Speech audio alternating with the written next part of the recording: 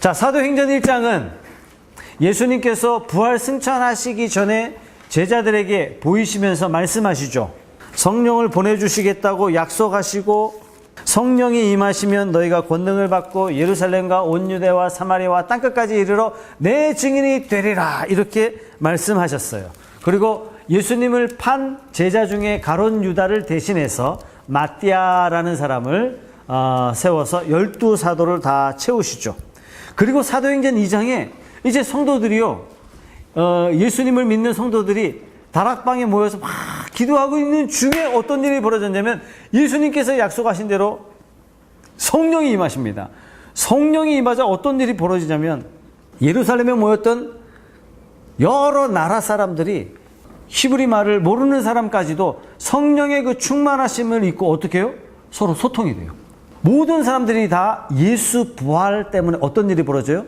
다 세계에 뿔뿔이 흩어졌던 사람들이 예수 부활의 증거가 뭐냐면 저 인류가 하나 되는 거예요. 그래서 성도를 뭐라 그러냐면 관계를 형제, 자매 이렇게 얘기해요. 우리는 예수님 때문에 한 가족 됐단 말이죠. 한국의 성도나 미국의 성도나 러시아의 성도나 저 이탈리아의 성도나 전부 다 성도예요. 우리는 그리스도인입니다라는 이 거룩한 고백 안에 우리는 다 성도가 되는 거예요. 왜? 우리는 과거에 흩어져 있었어요. 왜요? 죄로 말미암아 바벨탑 사건 때문에 모든 백성들이 다 민족의 언어로 다 뿔뿔이 흩어졌는데 이 뿔뿔이 흩어졌던 죄된 모습이 예수께서 부활하심으로 말미암아 하나가 되었어요.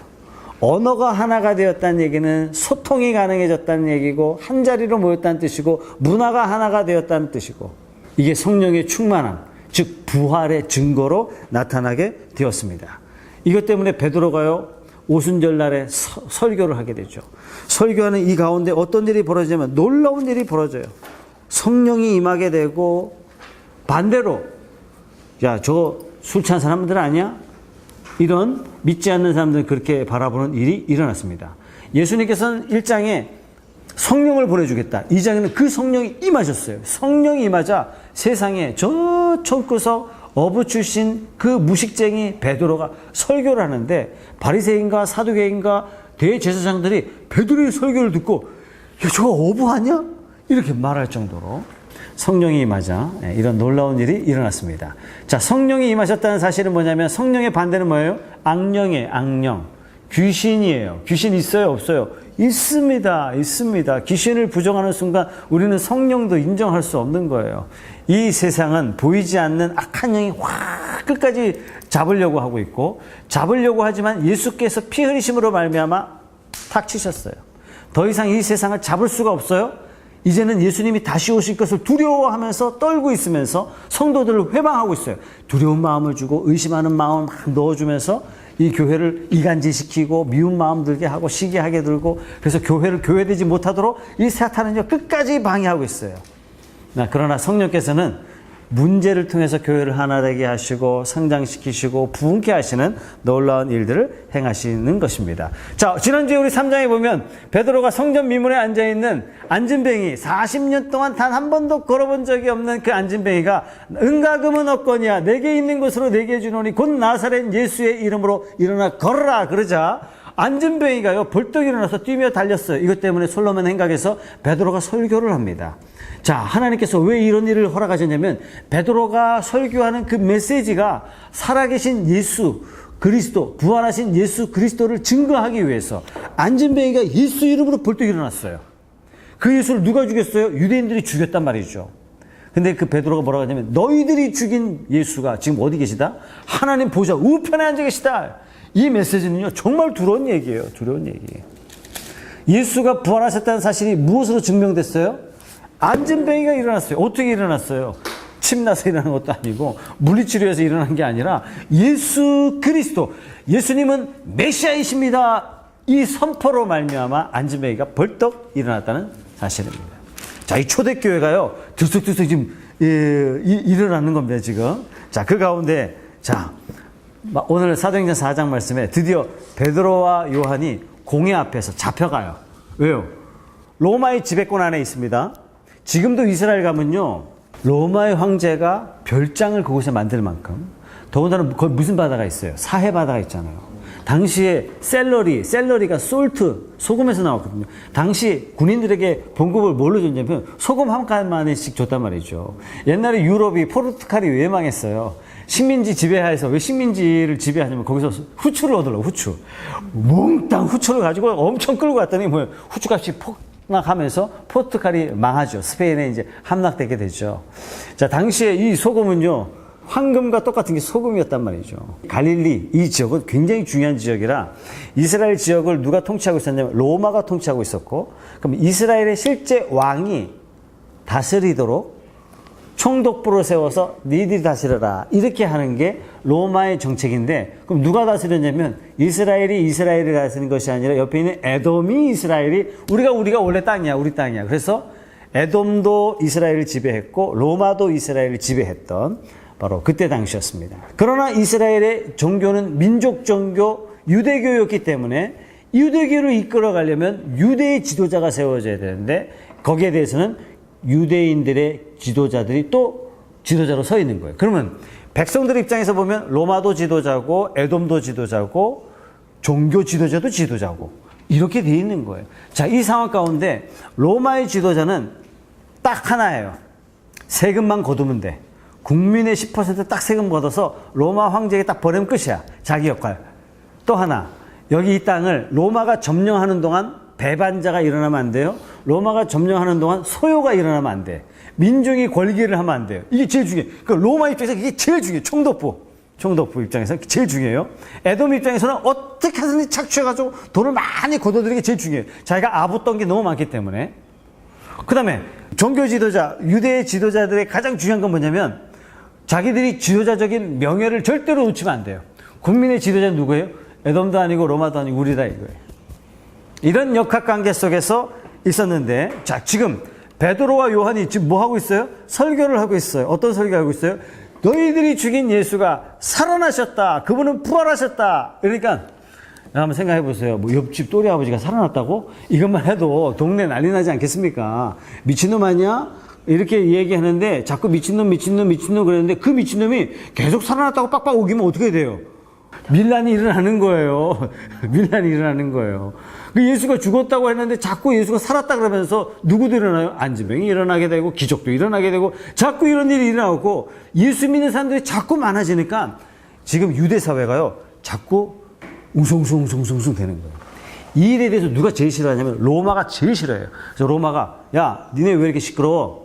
정리 좀 해.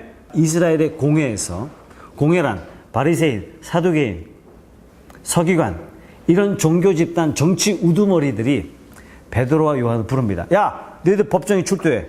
왜 이래 너희들?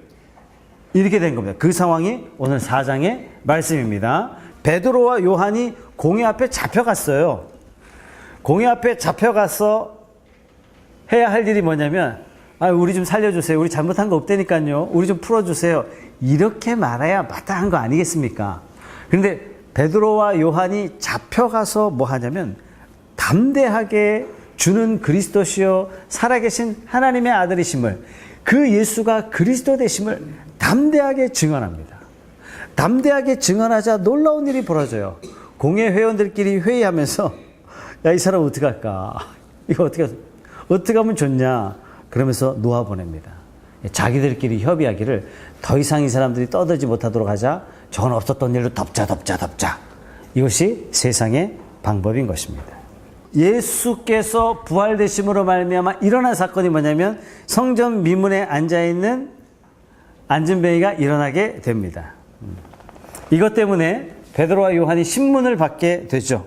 자, 2절 말씀 보겠습니다. 예수 안에 죽은 자의 부활이 있다고 백성을 가르치고 전함을 싫어하여. 자, 베드로와 요한을 싫어한다는 얘기죠. 전하는 것을 지금 싫어하고 있습니다. 베드로와 요한이 왜 싫어함을 받고 있죠? 베드로와 요한이 원래 어부 출신이라서 그렇습니까? 시골 촌뜨기 출신이라서 그래요? 아닙니다. 부활의 도를 전하기 때문에 미움을 받는 거예요. 성도는 어떤 사람이냐면 우리 사회에 건강한 영향력을 끼치는 사람이지만 그 세상 사람들로부터 미움을 받아요. 왜 미움을 받아요? 부활의 도를 전하기 때문에, 예수를 전하기 때문에, 말씀을 전하기 때문에. 미움받는 저와 여러분들이 다 되시기 바랍니다. 이것 때문에 이 도시에 어떤 일이 벌어졌냐면 4절 말씀에 말씀을 듣는 사람 중에 믿는 자가 많으니 남자의 수가 약 5천이나 되더라. 몇 명이나 믿었다고요? 5천 명이나 믿게 되는 놀라운 역사가 일어나게 됐습니다. 자, 사탄이 아무리 발악하면서 복음을 전하지 못하도록 막으려고 아무리 그래도 복음이 증거되는 일은 인간이 막을 수 없는 불가항력적 하나님의 역사라는 사실이에요. 이 불가항력적 하나님의 걸어가신 역사에 하나님이 우리를 부르신 거예요. 5절 말씀에 이튿날 관리 장로들 서기관들이 예루살렘에 모였어요. 대제사장 안나스 가야바, 아주 나쁜 사람들이에요.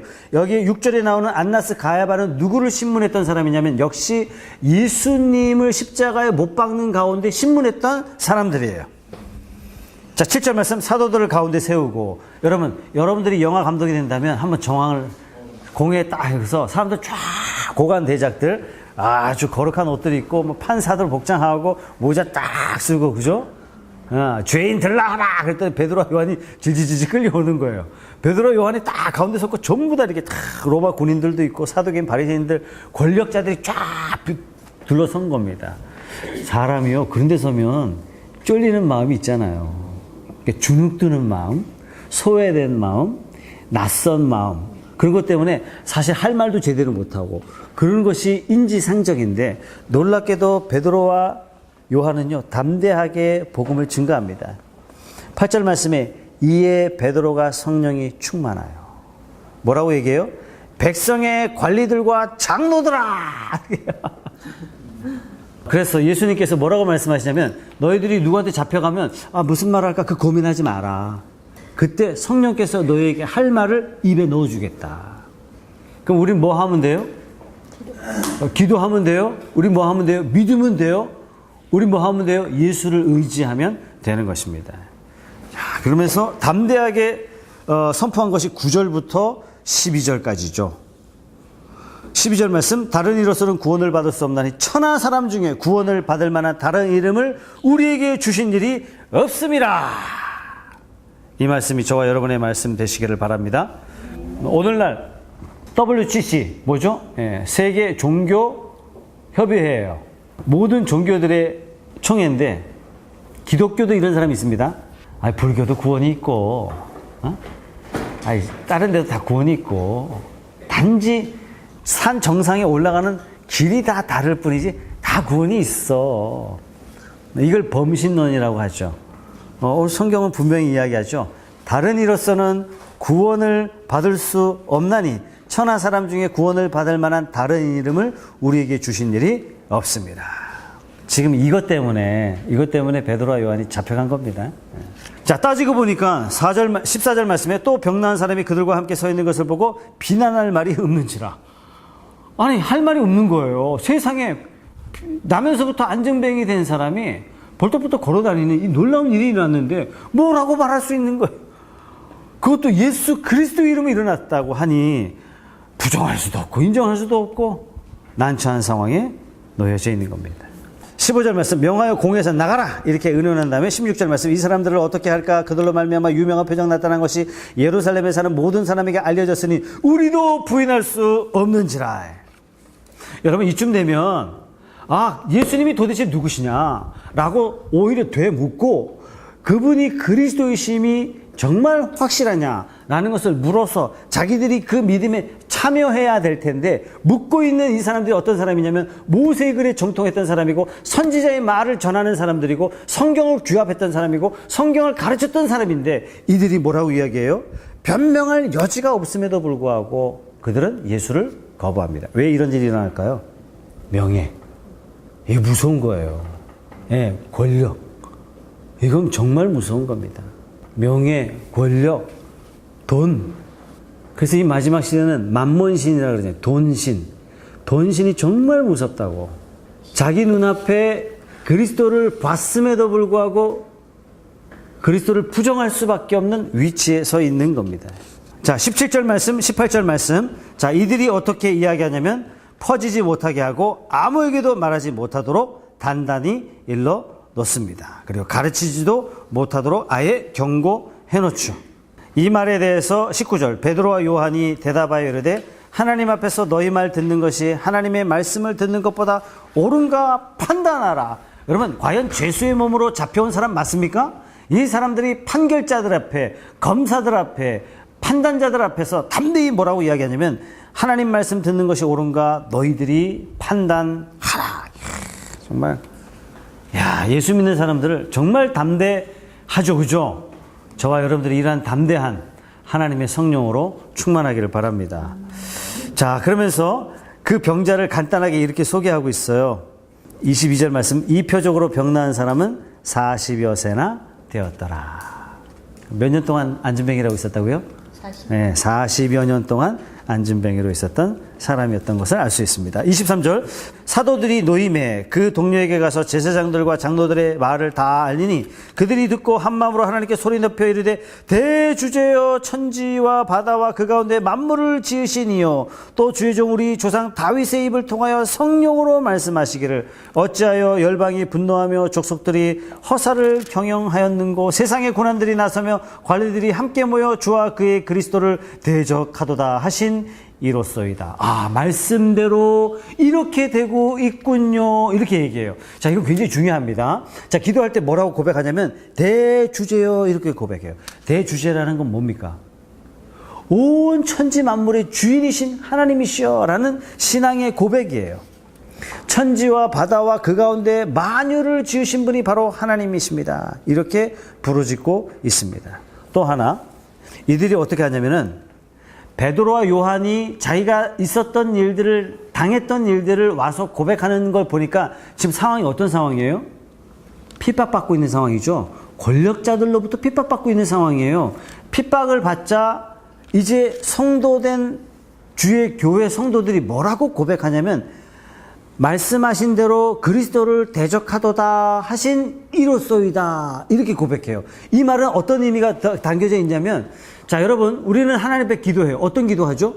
하나님 저 이거 해주세요, 이거 해주세요, 이거 해주세요. 나의 요청을 기도하지만 지금 초대교회 성도들이 뭐라고 기도하냐면 하나님 말씀대로 주의 그리스도가 핍박받는 그 일들이 지금 우리에게 일어나고 있습니다. 이것은 이미 하나님이 말씀하셨습니다. 우리가 형통해도 하나님의 뜻이고 우리가 핍박을 받아도 이것이 어떻게 됐다고요? 하나님 말씀대로 되어진 것입니다. 라고 고백하고 있는 것입니다. 편 2편의 말씀입니다. 어찌하여 이방 나라들이 분노하며 민족들이 헛된 일을 꾸미는가 세상의 고난들이 나서며 관원들이 서로 꾀하여 여호와와 그의 기름 부은 자를 대적하며 우리가 그들의 맨 것을 끊고 그의 결박을 벗어 버리자 하는도다. 시편에 예언하신 그대로 지금 예수 그리스도의 대적자들이 나타나서 지금 그리스도인들을 어떻게 해요? 핍박하고 있는 것입니다. 자, 지금 초대교회 성도들이 어떻게 기도하냐면 무엇을 붙잡고 기도하냐면 말씀을 붙잡고 기도해요. 말씀을 붙잡고 기도하면서 시편 2편 말씀 그대로 하나님 되었군요. 하나님 찬양 받으세요. 자, 지금 이 상황은 초대교회 성도들에게 유리한 상황입니까? 불리한 상황입니까? 매우 불리한 상황인데 하나님 말씀대로 되었습니다. 하나님 찬양 받으십시오. 이렇게 고백한단 말이에요. 이게 성숙한 성도의 모습이라는 것입니다.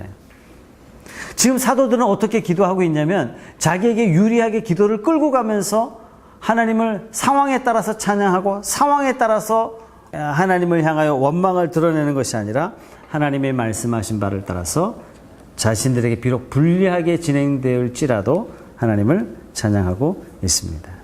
지금 초대교회 사도들이요 철두철미하게 말씀을 다 붙잡고 있는 이 모습을 볼 수 있습니다. 오늘날 한국교회는요 좀 이런 얘기 많이 하죠. 기복신앙. 너무 복을 기대한다. 교회 와서 막 복 달라 이렇게 얘기하는데 마치 하나님이 복을 잔뜩 쌓아가지고 막 안 주려고 막 좀 더 기도해봐. 내 줄게. 좀 더 기도해봐. 좀 더 기도해야 되니까 뭐 이런 막 줄다리기 하는 것 같은 그런 느낌의 하나님을 만들어 놓고 있는데 그건 잘못됐다. 이미 우리는 복을 받았어요. 어떤 복을 받았어요? 보혈의 복을 받았어요. 보혈의 복을 받았어요. 이미 결정되어 있는 거예요. 이미 결정되어 있는 거야. 성도의 운명은 하나님께서 하늘에서 딱 쥐고 있는 거예요. 이미 결과가 보장된 인생을 우리가 살아가고 있는 거예요. 단지 우리는 이 땅에서 복음을 전하다가 예수 그리스도의 십자가를 대항하는 마귀 사탄의 하수인들에 의해서 주의 종들이 고난을 잠깐 받을 수는 있어요. 그러나 그것이 삶 전체는 아니란 얘기예요. 저와 여러분의 삶은 하늘이 잡고 있는, 하늘이 복내린 주의 백성들인 줄로 믿습니다. 그래서 초대교회 성도들이요, 말씀을 전하다가 자기들이 대적을 받아요. 이 대적은 내가 대적받는 것이 아니라 누구를 지금 대적하고 있어요? 예수를 대적하기 때문에 나를 막 옥에다 집어넣는 거예요. 이것 때문에 하나님 좀 살려주세요. 막 내가 복음 전하다 이랬는데 좀 짜자잔잔잔 그래가지고 좀 꺼내시고 좀 알아서 좀 하시죠. 나 힘들어 죽겠어요. 아파 죽겠어요. 그렇게 기도하지 않더란 얘기예요. 그 상황이 와도 복음 전함이 막히지 않게 하시고 담대하게 복음이 땅끝까지 증거되는 일에 제가 쓰임받게 하옵소서. 이 일로 내가 해함을 당하고 이 일로 내가 상함을 당할지라도 이것이 주의 뜻이라면 가겠습니다. 이것이 초대교회 성도들의 모습이었습니다. 그게 이제 28절이죠. 하나님의 권능과 뜻대로 이루려고 예정하신 그것을 행하려고 이 성에 모였나이다. 이 말씀 가로 열고 뭐예요?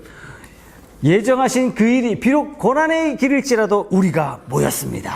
이렇게 고백하고 있는 것입니다. 29절 주여 이제도 그들의 위협함을 굽어 보시옵고 또 종들로 하여금 뭐라고요?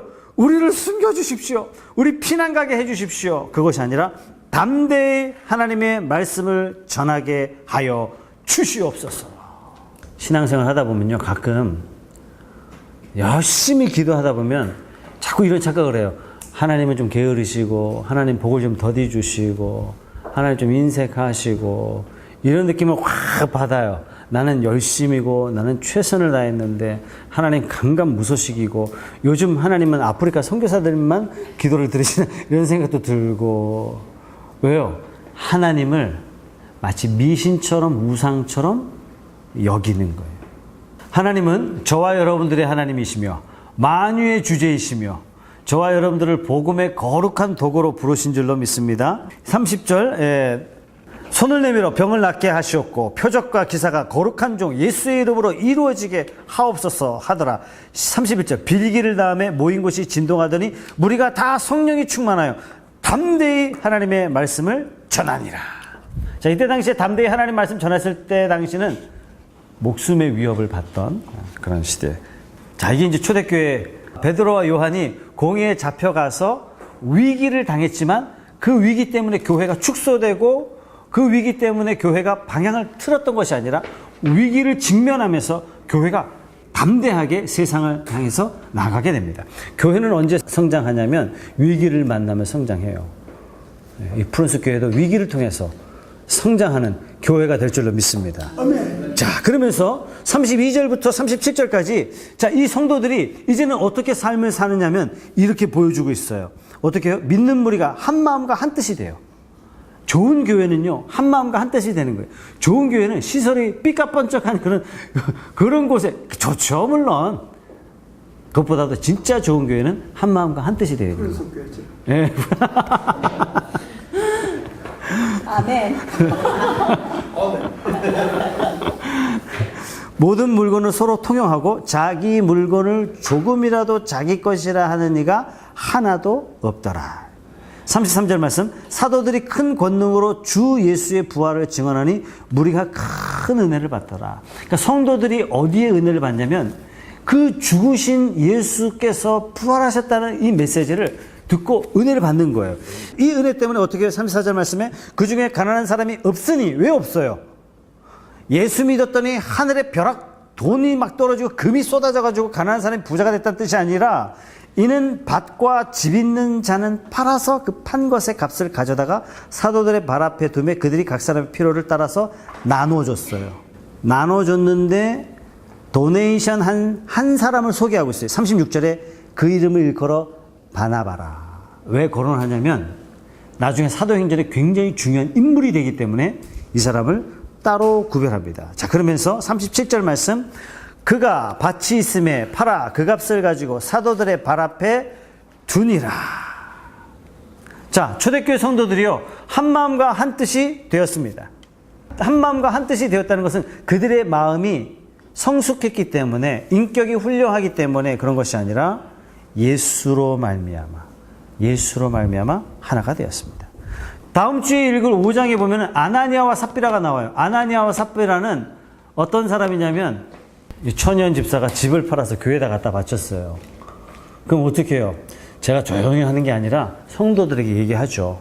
예, 천연 집사님이 집을 팔아서 바치셨습니다. 예, 예. 잘하셨죠? 박수로 치겠습니다.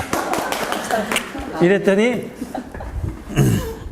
5장에 아나니아 삽비라 집사가 박수가 불어왔던 거예요. 그래서 1,000만 원을 딱 가져오면서 우리도 다 팔아서 갖고 왔습니다. 이렇게 얘기했어요. 그러자 베드로가 성령의 감동하심을 받고 너 왜 하나님을 속이느냐? 너는 나를 속인 게 아니라 주 성령을 속인 것이다. 그 자리에서 직사합니다. 그 자리에서 이게 이제 다음 주 여러분들이 또 다음 주 성경 읽고 충격받지 말라고 미리 말씀을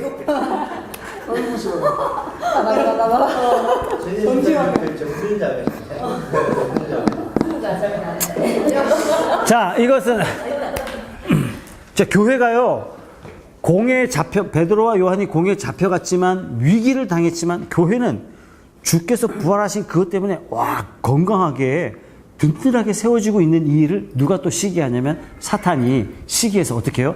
아나니아와 삽비라 마음에 사탄의 마음을 집어넣어 주는 거죠. 시기하는 마음, 질투하는 마음, 인정받고 싶은 마음, 그래서 거짓말하는 영을 그 안에 집어넣어 줍니다. 이것 때문에 어떻게 해요? 또 교회가요 이 일을 또 성령으로 말미암아 잘 처리하면서 온 성도들이 또 믿음으로 하나가 되는 역사가 일어나요.